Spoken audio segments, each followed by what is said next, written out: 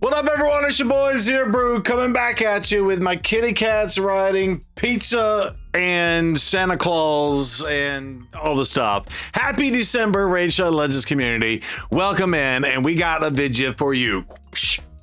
Alrighty, so we did our initial reaction to the Xenomorph alien and, of course, the Predator, right?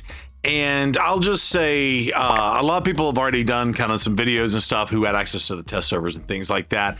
I actually really like the Xenomorph, and at this point in time of this recording, I don't have my hands on the Predator yet. I almost said El Nino. El Nino the Predator. No, that's not their name. But so far, all I did was I went ahead and got the Xenomorph, and then last night I just put gear on them. We're not booked. I did buy the masteries. Rep 800 gems. Real quick, click the link in my description to get a free Karato as well as Annex, Ugo, and Mausoleum Mage as you level up. Here's how to do it. Log out of Player and Play on a PC and uninstall. Click the link in my description and register with a brand new email. Launch Raid and complete the tutorial. Go to your inbox and claim your first champion. Get an awesome start in Raid Shadow Legends with your free Karato Fox Hunter as well as 3 epic champions. Hit the link below and claim them today. I'll see you in the game.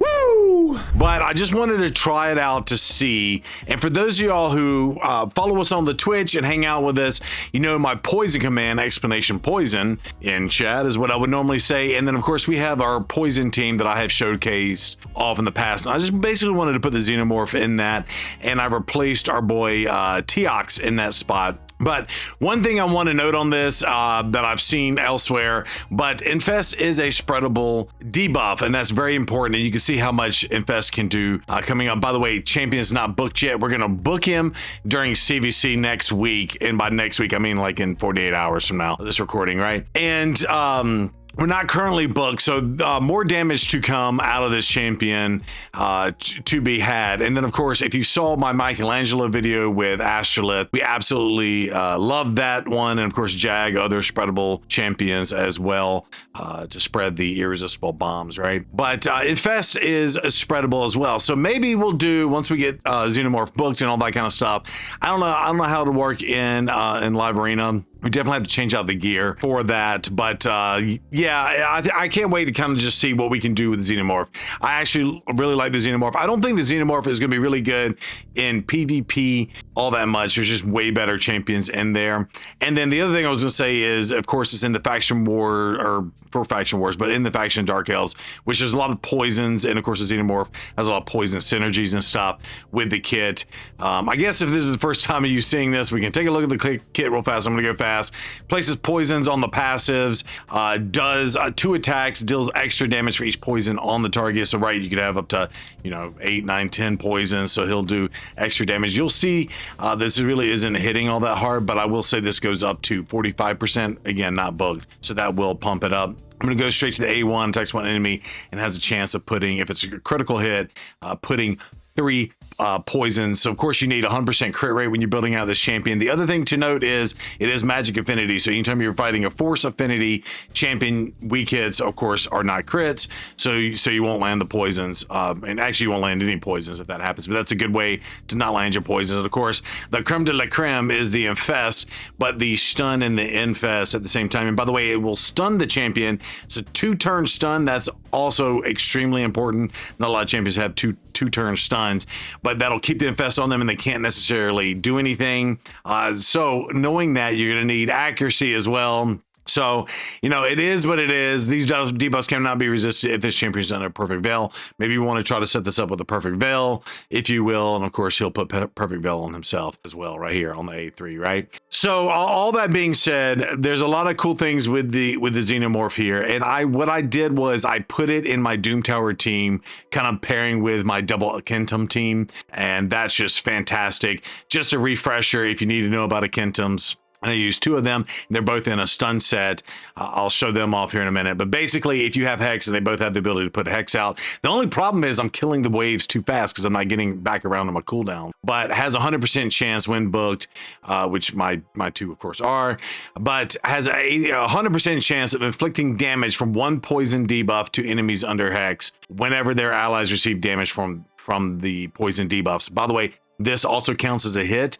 So if you put them in a stun set, you could also pop off the stuns as well. So we'll showcase that off here in just a moment. Now, I've preached this a million times when building out champions, and you need to kind of just test them and try them out, especially before booking them and things like that, and potentially before even doing the masteries. Now, I went ahead and did the masteries just because I wanted to give it a shot. Of course, we go with the Arachnid Elixir here. But the problem with this champion, and I'll just go ahead and say this, is, and it reminds me of Sun Wukong. Like, you can build Sun Wukong as a control champion or a nuker, and because Sun Wukong can do such a massive nuke, people have tended to build Sun Wukong as a nuker instead of a high accuracy control champion with the stripping of the buffs on his A3 and stuff like that. Now, I built my Xenomorph with PvE in mind. Again, not necessarily the PvP.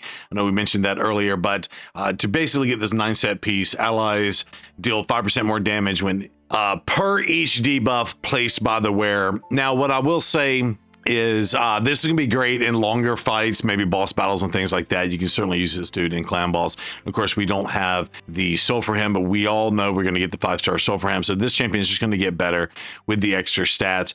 And so here we are with the stats, not very good.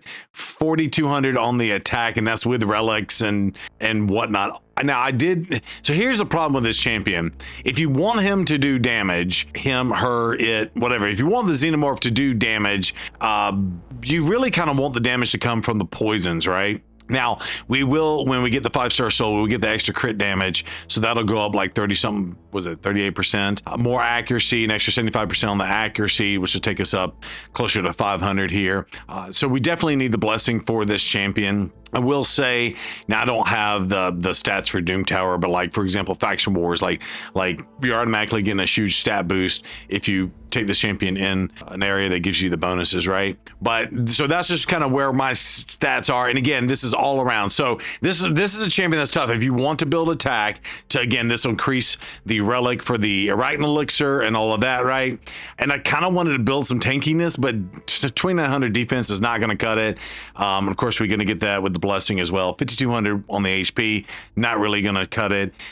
Crit damage, well, crit rate. You need the crit rate so you can land the 3 poisons on the A1, like we mentioned earlier. And of course, if you're going to do that, you're going to do crit damage. And of course, you get extra damage out of that A3 with the 45% extra damage based on, you know, the poison ticks or whatnot, right? So, and of course, you need accuracy to be able to land all the stuff. So this is one of those champions that's like, you kind of maybe need to pick one of 2 paths, and I've built it all around. So my stats are trash, right? So I would not look at this as the end all be all. Once we get this, we might regear it, take it out of the feral. Once we get the blessings and of course the books and all that stuff, we will definitely monkey around with this. But this is just my first attempt to just throw something together. Yeah, hopefully that makes sense. And this is a perfect example of what I mean. So of course we're going with a stun set. So again, you kind of limited on your stats when you're trying to go for specific gear sometimes, right? I don't even have Arachnid Elixirs even equipped. Do I have an? I don't even have them equipped on the Kentums, so they'll probably do even more damage. But honestly, you may not necessarily need it with the Kentums. But what I will say is, now we got the extra attack, and I wasn't trying to go for attack. Let me look at this one's stats. Yeah, this is a little bit better, right? 3,900.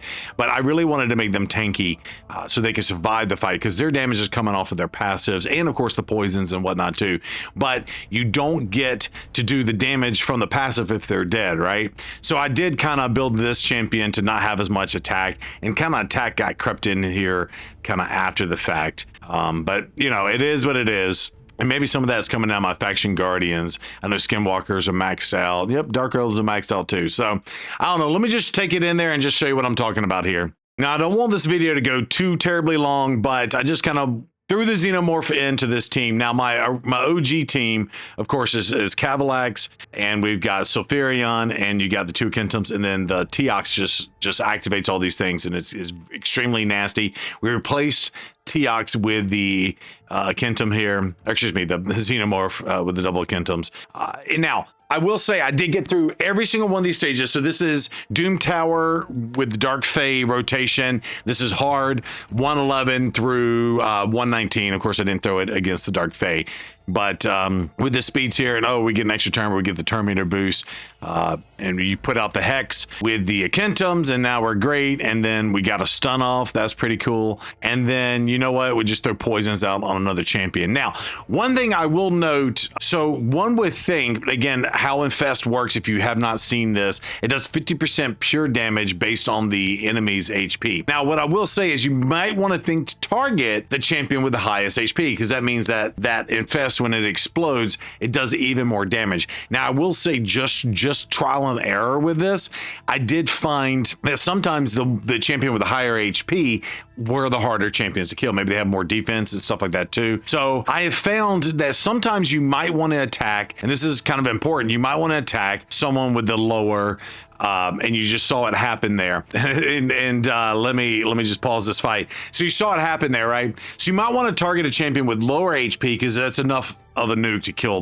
the wave or whatever. But what happened was the enemy started taking their turn, and the poisons started proccing. And of course, Cavalax also has a giant Arachnid elixir, and I got my Cavalax with like 11,000, 12,000 attacks. So the Arachnid elixirs are really smoking on that, right? And one thing I will say is, I'm ADHD in here, but the T-Ox does bring poison sensitivity, so you see some crazy stuff when the stuff gets activated, when all those poisons start taking extra damage. But now, going back to that, so the first one took a turn, and the Kentums packed both of their passives, and it started smoking the people, and then that other one died, and when that one died, the Infest went off and just nuked the entire wave, right? So that's basically what's happening on this. Now, the problem is with something like this, is what I was saying earlier, is yeah, we can get the Hex here. We're nuking so fast that it's and of course, not being booked, we don't have the cooldowns on the skills for the Xenomorph, but everything just died, and that's without the Infest.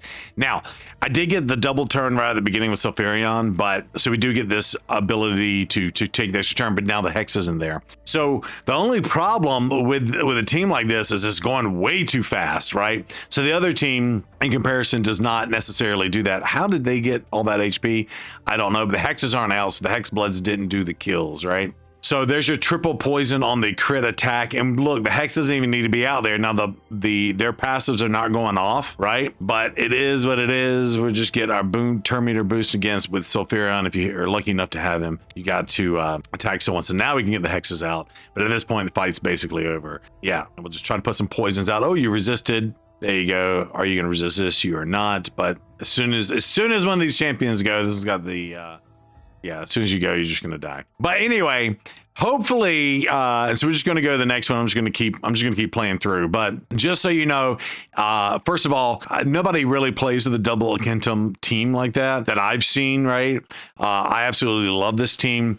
And Xenomorph does fit into this one. I do think the T-Ox team does a little bit better. So again, I'm going to target this champion here. And again, that wild heal, I don't know where that's coming from. So the heal kept them alive. Maybe that's a champion taking a turn or something like that. But yeah, it's absolutely nuts to see basically how fast these teams basically get melted. The waves, there you go. Get the stuns out, no stuns. From that perspective. So I'm going to attack with this one. And again, it's only 15% more damage for each poison. We got 1, 2, 3, 4, 5, 6. It's not going to hit for a lot either, because again, it's not booked. And I built all around stats and not to try to make this champion a nuker. And we're not ignoring defense, right? And I did take on his masteries Helm Smasher, and we'll show that off here in a minute. So 16,000, not that big of a hit. But again, the purpose of this team is not necessarily to hit them and do the damage, is to basically do all the special stuff. Yeah, and honestly, it's working too fast. It's working too fast, and the Kentums here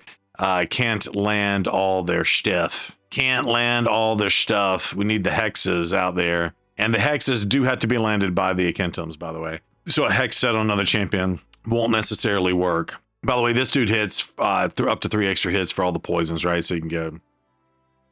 Now, are we kidding?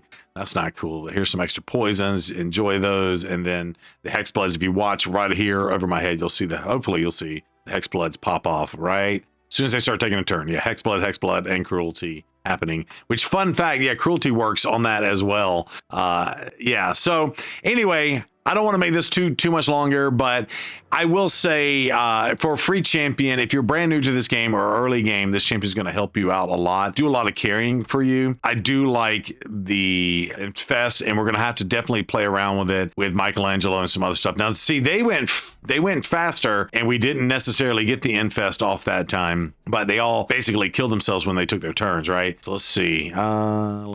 That out there, and Candy took his turn. Let's see. Actually, I should put this, but it's going to be a weak hit on everybody. I'm going to put it on Candy, and we did get the weak hit, but I think it places the debuff. So we weak hit on the actual attack. Just so y'all saw that. So it actually places, and I just now realizing that. I think maybe I knew that, but I didn't think about it until I just witnessed it happening right there. So it does place, and you know, placing does not care about the affinity. Only when you're doing a debuff through a hit does that actually matter, right? And so of course we weak hit there, but we'll take a look at that here at the end of this video. I'll show you the masteries I put on this champion. We might change them up. Again, we get the one free reset. Again, not getting our hexes out, but the poisons are just doing mad poisony things. You're trying to freeze me. That's cool. There's your hex, and now hex blood is going to destroy you fools. All right, that one is stunned. Let's see if we can land some more stuns, poisons. Enjoy. Who's ready for the holidays? You can tell I am with my shirts, right? So anyway, just wanted to show that off real fast. We'll turn this to recently used and take a look at the Xenomorph, and just to finish this out. So here are the masteries, right? So it did go with Helm Smasher here. I'm not gonna lie, if you don't build him for damage, if you build him for more survivability and go down the support tree with the Hex Master, right? You got the celerity, right? Whenever the debuffs cast by this champion removes or expires, that's actually really good. And of course, you got a 5% chance of doing this. We got Life Drinker over here too. I think honestly, if you're not gonna build a bunch of damage on this champion, because again, it's hard to build all of it, right? When min-maxing, and if you put him in the feral set like I did. Now I can get better stats if I don't put him in feral set for sure, but I'm going to still play around with this. But I think if I were to reset it, I would go back to War Master. If I were to use this in bigger boss fights, especially those Faction Wars bosses and how hard they are, I think the extra damage you get out of the War Master would be a little bit better than the Helm Smasher, in my opinion. Again, if you build him this way, I think you need to decide though, build him as all-out nuker or build him as a survivable support champion, landing the debuffs and trying to do the control with that Infest. And then final thought, and just to walk about that, attacks one enemy before attack, places the stun and an Infest debuff on the target for 2 turns. And again, it's placing it so it doesn't care about the affinity or the weak hit, right?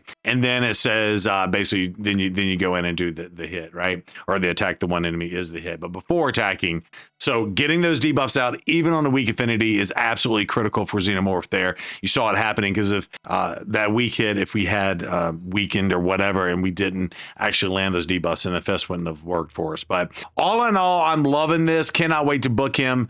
We're going to book him here in a couple days and keep playing around with him, and we'll come out with a different comp, and we get to play with both of them together. I definitely want to try Astrolith, Infest, and potentially Michelangelo as well, and doing a bunch of debuff spreads, but we shall see. Do me a favor, like, subscribe, do all the things. Much love to each and every one of you.